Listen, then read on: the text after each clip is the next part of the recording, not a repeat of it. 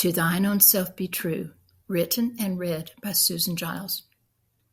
Sandra gazes down the hall as it stretches before her into a bleak future.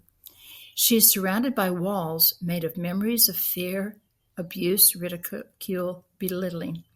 She hears echoes of words and sees shadows of actions meant to humiliate her intellect and constrain her spirit.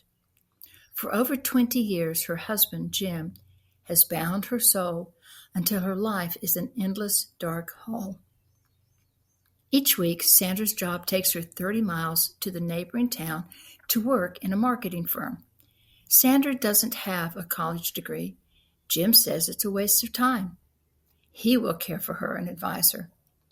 Surrounded at work by bright, creative men and women her age who work hard and laugh often, Sandra is slowly drawn into their circle of friendship where her own creative spirit soars. Of course, Sandra must hide this part of her life from Jim, afraid it will be ridiculed, belittled. Lizzie approaches Sandra one day, inviting her to join them at lunch. We have great discussions, never about work, she laughs. Today, philosophy. Sandra joins Lizzie, Craig, and Evan at the porch, where wine and laughter flow and tensions release.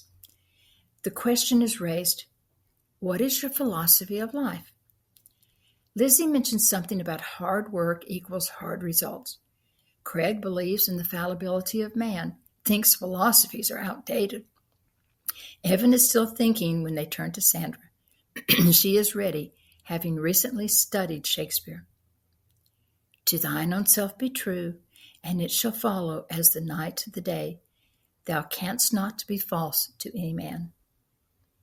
They all sit quietly. Lizzie gently breaks the silence. Then why don't you live that way?